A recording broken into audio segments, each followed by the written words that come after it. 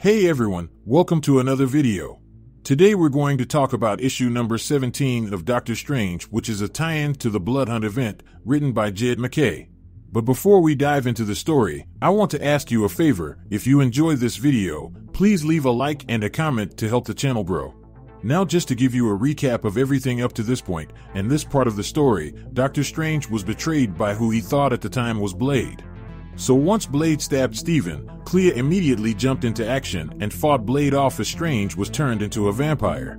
So with her lover corrupted, Clea comes up with an idea to separate his spirit from his body so he could help in solving the bigger mystery at hand. But as a side effect, the vampirized body was left vacant for Victor to take over. Now with Victor in control, Wong was left to hold Strange's former body at bay. Now with that said, this issue opens in the Crypt of Shadows, hidden behind the mirrors of the Sanctum Sanctorum as Baron Mordo sat and watched the events outside the mirror playing out. And while he was watching, he found it humiliating that Wong was running for his life as Doctor Strange, his greatest foe, was defiled and corrupt and about to murder his oldest and greatest friend. All things considered, this should have been the best day of Mordo's life, but instead, he found himself trapped and unable to escape. So with that said, Mordo focused on his incantation, because if the ghosts inhabiting Strange's vampire body killed Wong, then as a side effect, Mordo would remain exiled in this crypt forever, which would be unbearable, especially since he was surrounded by what he considered to be idiots. Now beside him were two snakes that mocked his age, claiming he was so old that he remembered when Galactus was the new kid in town. So with extreme frustration, Bats demanded it to shut up as Mordo continued his spell. Now, as we all know, Mordo planned to ensure that at the end of all things, he would be the one to kill Strange and no one else. So with tension swelling up within Mordo called for Bats to start a spell despite Bats claiming he didn't do magic. But see, that was of no importance to Mordo, because he just instructed Bats to repeat his incantation. Because according to Mordo, an incantation was just a story that convinced the forces of the world and beyond that what he wished to be real was real. So with that set of instructions given, Bats went on to recount a story about how humans, way back, were afraid of the dark and the things that lived in it.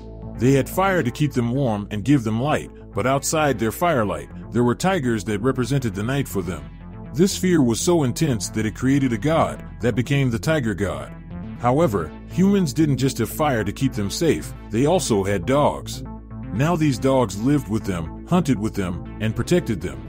So this mutual protection and love might have created a god for dogs as well.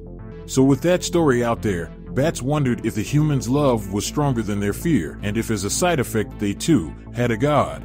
And just as the question was asked, suddenly a majestic canine figure appeared and confirmed that a god of dogs did exist. So with this new revelation, Bats and Mordo looked in awe as the deity of dogs stood before them, holding a glowing orb of light. Now once here, this god asked Bats why did he call for him, to which Bats explained that the whole world was dark and the monsters had come out to eat them, and they needed help. To which the god of dogs acknowledged the Bats' loyalty and called him a good boy.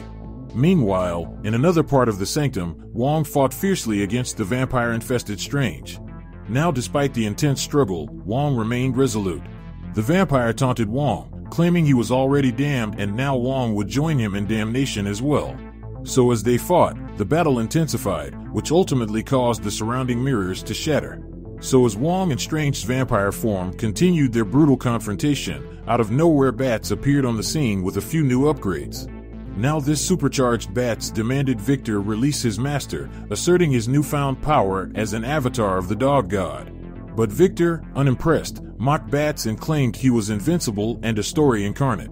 However, Bats, empowered by divine strength, retaliated and displayed how gods are the mightiest stories of all. So with great strength, he knocked Victor aside and showed just how powerful he had become.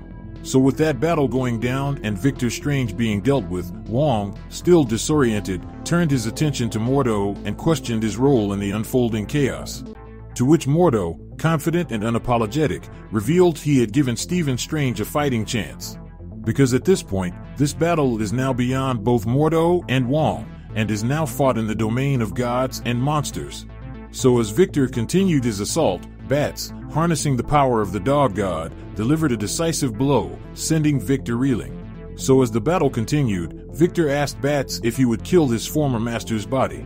To which Bats responded by saying he is a ghost just like Victor, and because of that, all he has to do is attack the ghost within the body.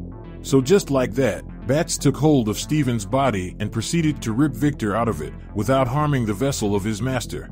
Now freed from Victor's ghost control, Wong went to Stephen's aid just to discover that he was now also freed from the vampire's curse. So with the vampire fangs gone, both Wong and the serpents also noticed he was still breathing. Now with the victory in hand, the dog god praised Bats for his bravery and exited his host body. Now the reason why he did it was because the god believed that Bats couldn't sustain such power without self-destructing. So with a heartfelt farewell, the dog god departed, leaving Bats to continue his protective duties. Now with Mordo witnessing the scene, he prepared to leave the crypt and smugly mentioned that when Strange returned, he would owe Mordo a debt. Now this didn't sit well with Wong. But see, Wong was in no position to stop him due to Wong being extremely exhausted. So with that said, Mordo vanished through a portal and left Wong to tend to Strange. So with that said, this issue comes to an end. Now much like the majority of the Blood Hunt event, this Doctor Strange tie-in was just filler to continue Doctor Strange's story while he is involved in the main storyline. Because overall this tie-in is pointless. Now I'm not saying the Blood Hunt story is bad, I'm just saying the majority of the tie-ins could have been cut to improve the overall story flow. Because throughout the last 3 issues of the Doctor Strange comic, the title character had nothing to do with the story, unlike the Black Panther story. Now in my opinion, the Black Panther story was a great tie-in, because it was important to the bigger story at hand, versus this one. Because after Strange Spirit left in issue 15 to aid in the fight against Varney, the following 2 comics were just Wong badly body-sitting until its owner returned.